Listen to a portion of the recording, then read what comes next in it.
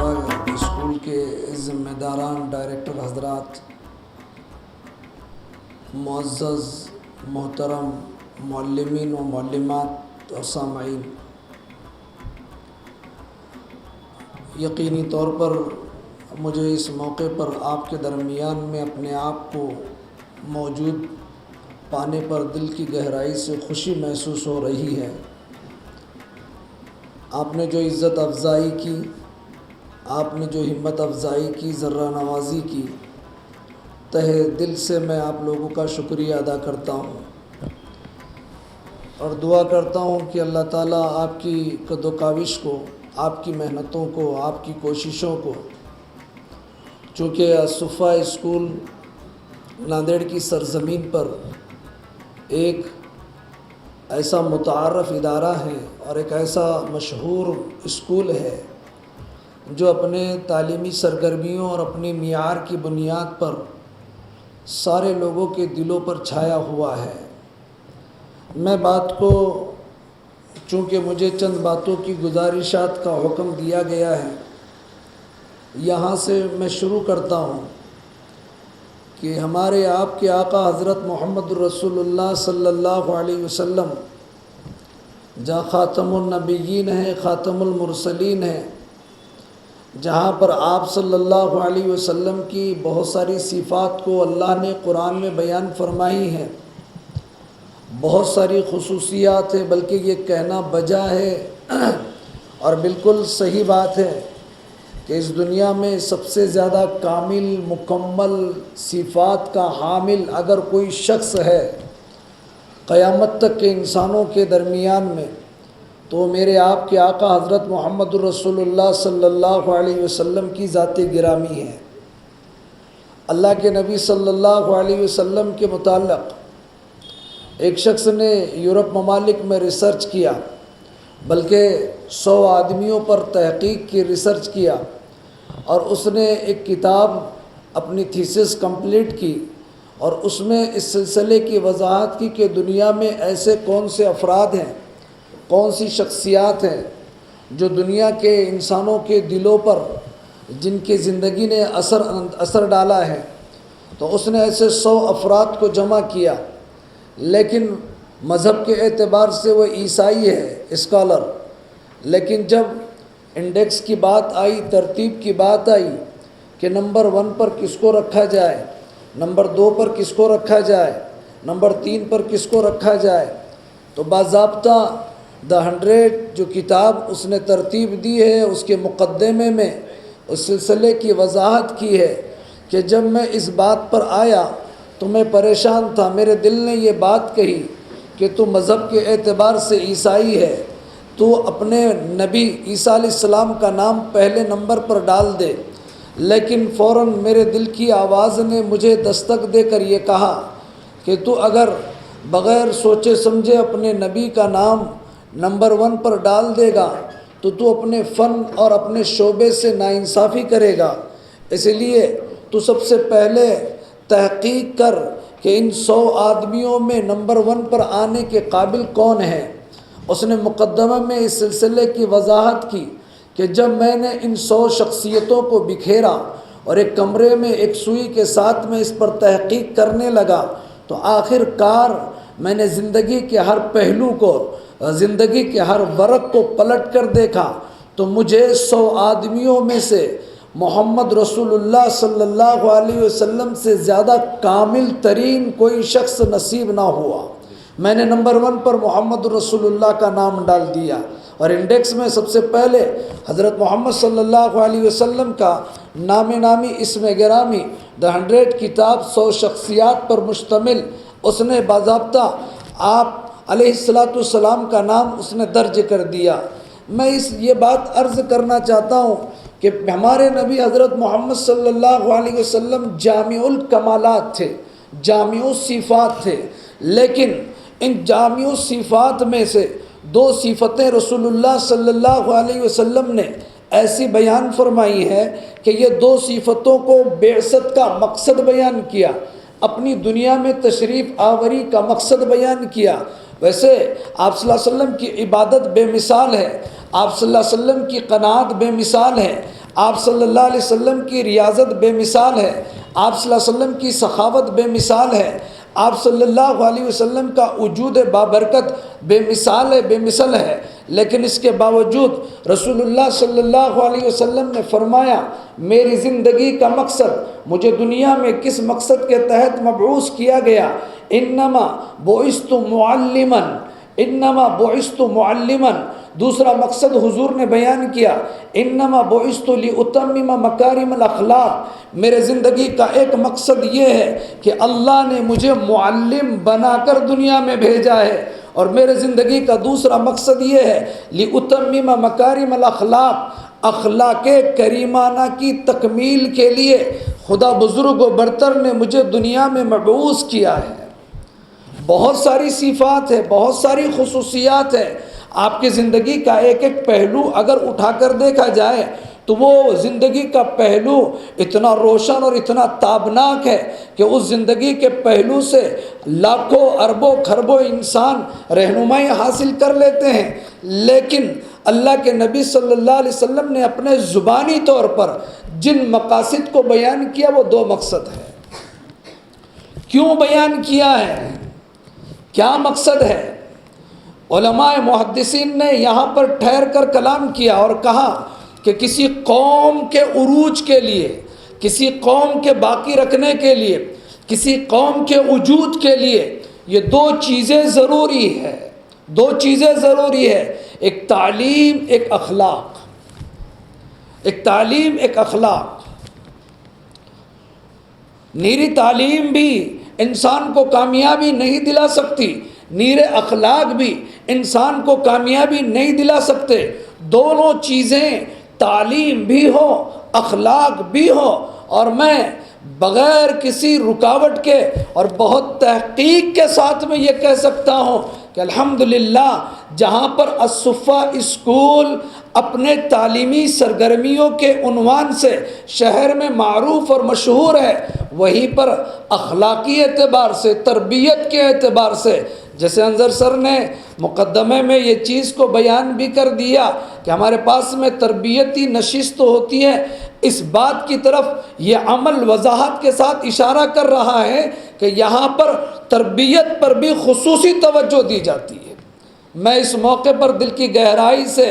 اس ادارے کے ذمہ داران کو، یہاں کے انتظامیہ کو، یہاں کے مینجمنٹ کو، اور معلمین اور معلمات کو، اور بلکہ اس سے وابستہ ہر فرد کو دل کی گہرائی سے مبارکباد پیش کرتا ہوں کہ جہاں پر تعلیم ہو، جہاں پر تربیت ہو، انشاءاللہ عزیز ترقی کے منزلوں کو طے کرنے میں کوئی چیز رکاوٹ پیدا نہیں ہوگی، کوئی چیز رکاوٹ پیدا نہیں ہوگی۔ میں آپ کو تاریخ کے حوالے سے بتاؤں، اللہ کے نبی حضرت محمد صلی اللہ علیہ وسلم دنیا میں تشریف لائے 571 عیسوی میں۔ اللہ کے رسول صلی اللہ علیہ وسلم 40 سال کی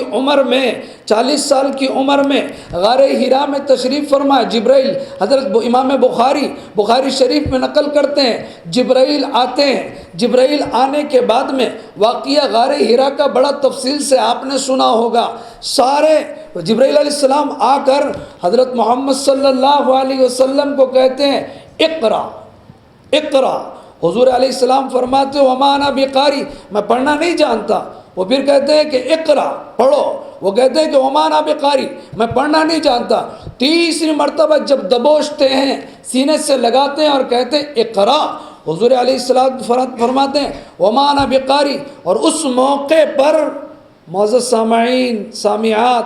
اس موقع پر سب سے پہلی آیتیں 5 آیتیں نازل ہوتی ہے، اقرا باسم ربک الذی خلق، وہ ابتدا کی 5 آیتیں۔ حضور علیہ السلام گھبرا جاتے ہیں، پسینہ چھوٹ جاتا ہے، بخار چڑھ جاتا ہے، حضور علیہ السلام غار حرا سے نیچے اترتے ہیں، دائی حضرت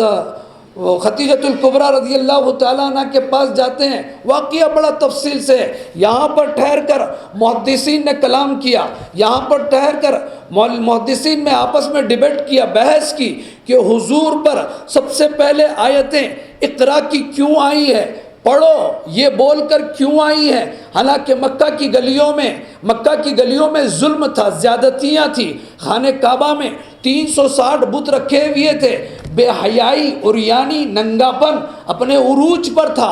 عورتوں کے اوپر ظلم و زیادتی، اس کے تو چرچے تاریخ کی کتابوں میں نقل کیے گئے ہیں، اور طاقتوروں کا کمزوروں پر ظلم و زیادتی کرنے کا معاملہ ایک مستقل داستان ہے۔ لیکن ان ساری چیزوں کو مد نظر رکھا جائے تو اس وقت میں آیت نازل ہونا چاہیے تھا، قل هو اللہ احد۔ آپ ایک اللہ کی پرستش کی بات کیجئے، کیونکہ خانہ کعبہ میں 360 بت رکھے ہوئے ہیں، وہاں پر زنا عام ہے، بے حیائی عام ہے، عریانی عام ہے، ننگاپن عام ہے، تو اس کے لیے حیا والی آیتیں، پاک دامنی والی آیتیں نازل ہونا چاہیے تھی۔ سماج میں ایک نہیں ہزارہا قسم کی بیماریاں پیدا ہو چکی تھی، ہر طبقہ اس سے متاثر ہو چکا تھا۔ ایسی حالت میں قرآن پاک کی وہ آیتیں جو موضوع سے متعلق ہو، ٹاپک سے متعلق ہو، وہی آیتیں نازل ہونا چاہیے تھا۔ اقرأ باسم ربک الذی خلق والی آیتیں کیوں نازل ہوئی؟ علماء نے یہاں پر ٹھہر کر فرمایا کہ دراصل ساری جتنی بیماریاں وجود میں آتی ہے علم کے نہ ہونے کی وجہ سے، اور ساری بیماریاں دور ہو جاتی ہے، سارے خرافات دور ہو جاتے ہیں، سارا ظلم ختم ہو جاتا ہے، سماج میں گرا ہوا انسان اور جو سریا پر پہنچ جاتا ہے، اخلاق کی اونچائیوں پر پہنچ جاتا ہے، ایک صاف ستھری زندگی انسان گزارتا ہے وہ علم کی بنیاد پر۔ اور پیارے آقا علیہ السلام نے باضابطہ مکہ کی گلیوں میں رہ کر جیسے نبوت ملی، حضور علیہ السلام نے سب سے پہلے ایک اسکول قائم کیا، ایک مدرسہ قائم کیا، ایک دانشگاہ قائم کی، ایک علم کے لیے مرکز قائم کیا۔ آپ کو معلوم ہے، آپ مکہ کی گلیوں میں پوچھیں گے، پہلے مسجد نہیں بنائی گئی، پہلے مدرسہ بنایا گیا۔ دار ارقم، جن کا نام حضرت ارقم رضی اللہ تعالیٰ عنہ کے مکان پر وہ اسکول کی، وہ مدرسے کی، وہ تعلیم گاہ کی، وہ دانشگاہ کی ابتدا کی گئی۔ اور حضور علیہ السلام نے مکہ کی گلیوں میں جو 13 سال تک زندگی گزاری، 13 سال کے کسی، میں چیلنج کے ساتھ کہتا ہوں، 13 سال کے کسی صبح میں، کسی دن کے کسی صبح میں، کسی شام، کسی دوپہر میں آپ ثابت نہیں کر سکتے کہ حضور علیہ السلام نے 13 سال کے ان لمحات میں تعلیم کی فکر نہ کی ہو، مستقل طور پر علم کے سرچشمے بہائے 13 سال تک۔ اور جیسے حضور علیہ السلام مکہ کو چھوڑ کر مدینہ تشریف لے گئے، مدینہ میں خوش قسمتی سے اسی اسلوب، اسی نام کی مناسبت سے صفہ کا چبوترا حضور علیہ السلام نے مسجد نبوی میں قائم کیا۔ آج اسی نسبت پر ہمارے اسکول کا نام بھی صفہ ہے۔ میں بہت نکوالی کے ساتھ میں یہ کہہ سکتا ہوں کہ نام کا اثر ہوتا ہے، نام کی تاثیر ہوتی ہے۔ ایک مرتبہ حضرت تھانوی رحمۃ اللہ علیہ کے پاس میں ایک صاحب آئے، اور صاحب آنے کے بعد میں شکایت کی کہ حضرت میرا بچہ بیمار رہتا ہے، کیا کروں؟ حضرت نے فرمایا کہ دوا گولی کر لے۔ بہت علاج کیا، ڈاکٹروں کے پاس گیا، لیکن بیمار ہی رہتا ہے۔ کہا کہ کیا نام ہے؟ کہا کہ اس کا نام کلیم ہے۔ حالانکہ کلیم نام تھا، اس کا نام کلیم تھا۔ کلیم بات کرنے والے کو کہتے ہیں، کلیم بیمار کو کہتے ہیں۔ کہا کہ تم اس کا نام بدل دو، اس کا نام سلیم رکھ دو۔ دوسرے دن سے جیسے سلیم پکارا جانے لگا، نام کا اثر بچے کی زندگی پر مرتب ہونے لگا۔ حضور علیہ السلام نے بھی اپنے ارشادات میں فرمایا ہے کہ بچوں کے اچھے نام رکھو، ناموں کے آثار انسان کی زندگی پر مرتب ہوتے ہیں۔ تو پھر میں اس حوالے سے، اس حدیث سے، اس واقعے سے ایک بات کہتا ہوں، جیسے سلیم کا اثر اس بچے کے زندگی پر مرتب ہو کر وہ چونٹی کا واقعہ آپ نے سنا ہوگا۔ حضرت سلیمان علیہ السلام جب لشکر لے کر جا رہے تھے تو چونٹی نے اپنے چونٹیوں کو کہا بل کے اندر داخل ہو جاؤ، سب چلے گئے۔ تو حضرت سلیمان علیہ السلام کو اللہ تعالیٰ نے اس کی آواز پہنچائی۔ حضرت سلیمان علیہ السلام اس چونٹی کے پاس آئے اور آ کر کہنے لگے کہ تو نے کیا کہا؟ وہ چونٹی گھبرائے گئی، بادشاہ ہے، پوری دنیا پر حکمرانی ہے، آپ میں نے کچھ نہیں کہا، میں نے اپنی قوم کی فکر کی. کہا کہ اچھا ٹھیک ہے کوئی بات نہیں ہے. تو اس چونٹی نے کہا سلیمان میں کچھ باتیں آپ کو بتاؤں. کہا کہ بتاؤ. کہا کہ آپ کا نام سلیمان کیوں رکھا گیا؟ آپ کا نام سلیمان کیوں رکھا گیا؟ نام آپ کا ایسا ہے. تو حضرت سلیمان علیہ السلام نے لا علمی ظاہر کی کہ آپ کے والد داؤد علیہ السلام ہیں، آپ کا نام سلیمان رکھا. تو کہا کہ کیوں رکھا تو بتا. اس چونٹی نے حضرت سلیمان علیہ السلام سے کہا کہ حضرت آپ کا نام سلیمان اس لیے رکھا گیا کہ آپ بہت زیادہ سلیم الطبع ہیں،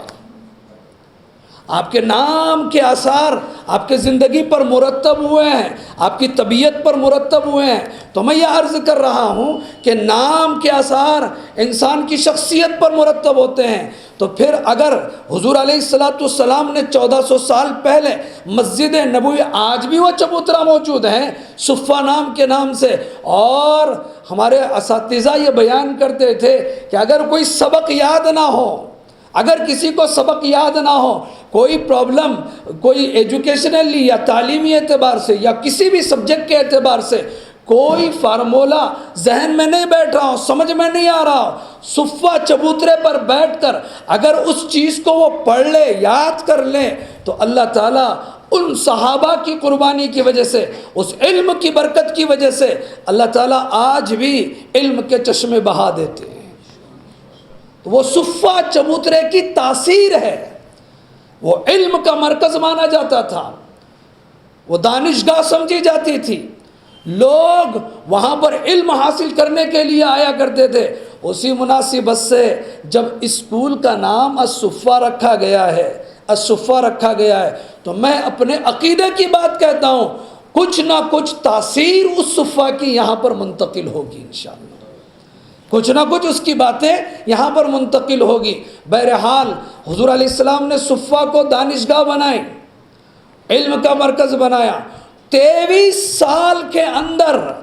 وہ 13 سال اور مدینہ پاک کے 10 سال اللہ کے رسول صلی اللہ علیہ وسلم نے علم کو ایسا پھیلایا اور ایسا لوگوں کے درمیان میں رائج کیا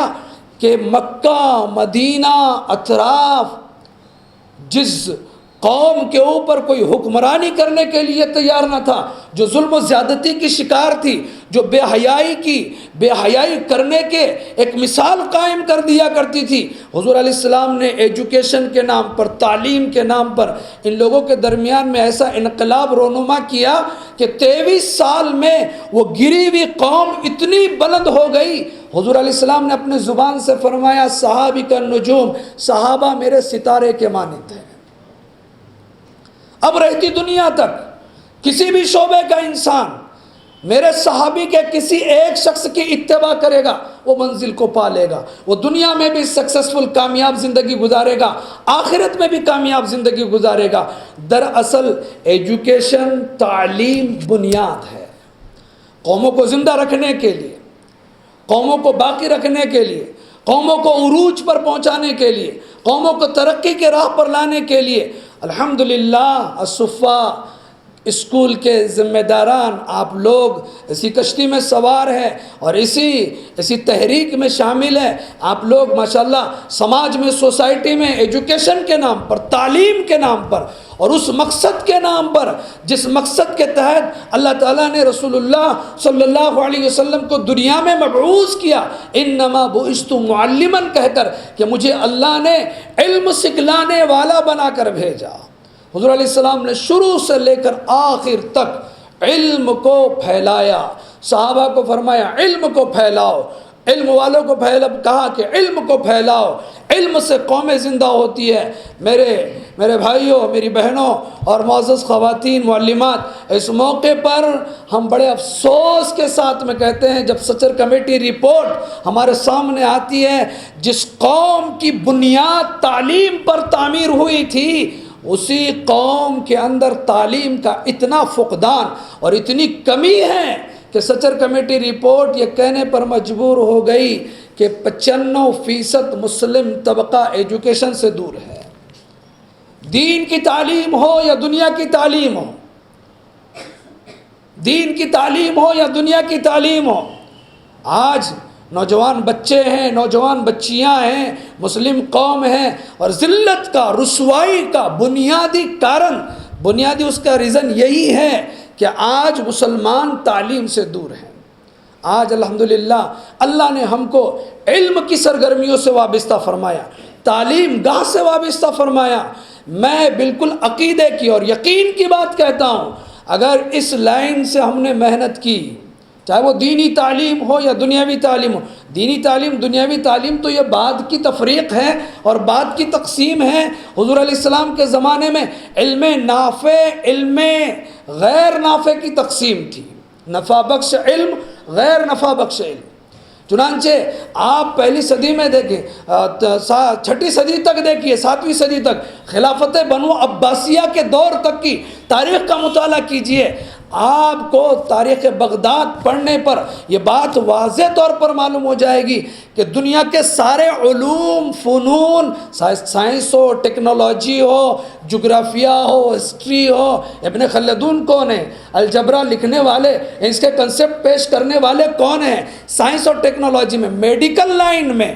حاکم ترمذی رحمۃ اللہ علیہ ایک بڑے محدث گزرے ہیں امام ترمذی کے نام سے، انہوں نے ادھر حدیث کی کتابیں لکھی، وقت کے محدث تھے لیکن وقت کے سب سے بڑے سرجن تھے۔ ڈاکٹر صاحب موجود ہیں، ایسیو کے کنسپٹ کو اگر بنیادی طور پر شروع بیس پر اگر لے کر جائے تو آپ کتابوں میں منقول یہ چیز ہے کہ دنیا کو ایسیو کا کنسپٹ کہ ایک مریض کو ٹھنڈے ماحول میں رکھنے کا یہ کنسپٹ سب سے پہلے دنیا کو حکیم ترمذی رحمۃ اللہ علیہ نے عطا کیا۔ یہ نظریہ، یہ سوچ دی کہ ایک مریض کو ایسی جگہ پر رکھا جائے جہاں پر بیماریوں کے اثرات مریض کے اوپر زیادہ نہ ہو سکے اور باہر کا انفیکشن اس کو متاثر نہ کر سکے۔ اس اعتبار سے حضرت حکیم ترمذی رحمۃ اللہ علیہ نے سب سے پہلے دنیا کو کنسپٹ یہ عطا کیا۔ تو پہلے میڈیکل ہو، طب ہو، یا پھر سائنس ہو، ٹیکنالوجی ہو، یا دنیا کے تاریخ کا علم ہو، جغرافیہ کا علم ہو، سوشل سائنس ہو، یہ سارے علوم، اور ادھر قرآن ہو، حدیث ہو، فقہ ہو، ادھر دنیا کے لوگ یہ علم حاصل کرتے، ادھر علماء وہ علم حاصل کرتے۔ اس طریقے سے اس زمانے میں علم کے صرف 2 قسمیں تھی، ایک علم نافع، ایک علم غیر نافع۔ تو بہرحال ہمارے اکابر نے، ہمارے اسلاف نے، اگر تاتاریوں کا فتنہ وجود میں نہیں آتا، تاتاریوں کا فتنہ بڑا خطرناک مسلمانوں کے اوپر آیا، وقت اپنی تنگ دامنی کی شکایت کر رہا ہے، میں بات کو سمیٹتا ہوں کہ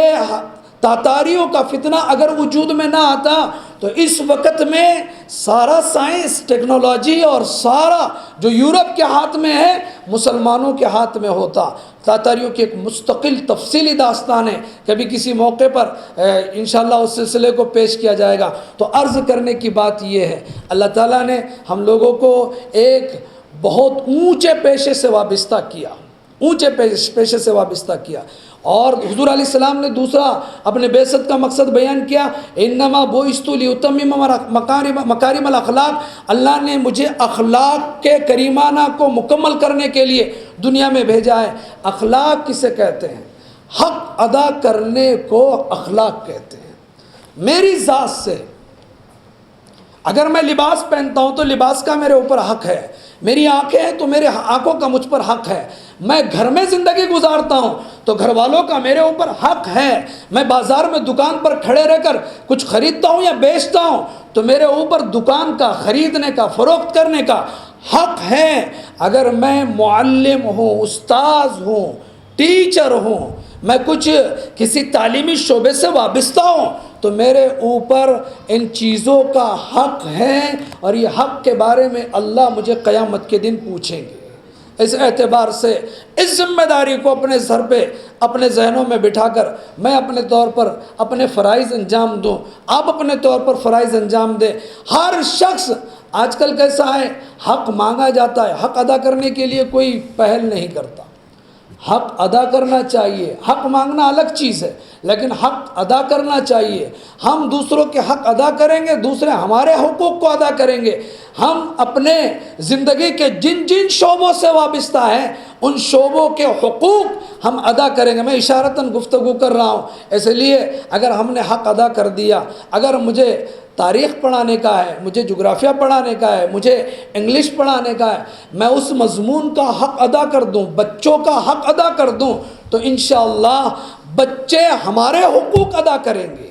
بچے ہمارے حقوق ادا کریں گے، لوگ ہمارے حقوق ادا کریں گے۔ اور سب سے بڑی بات، اللہ رب العزت نے مکافات کا معاملہ رکھا ہے۔ ابھی حافظ صاحب نے، میں اسی آیت سے ابتدا کرنے والا تھا، فَاذْكُرُونِي أَذْكُرُكُمْ، تم مجھے یاد کرو تو میں تمہیں یاد کروں گا۔ علماء نے یہاں پر ٹھہر کر فرمایا کہ اللہ کے پاس میں مکافات کا معاملہ ہے، جیسا کرو گے ویسا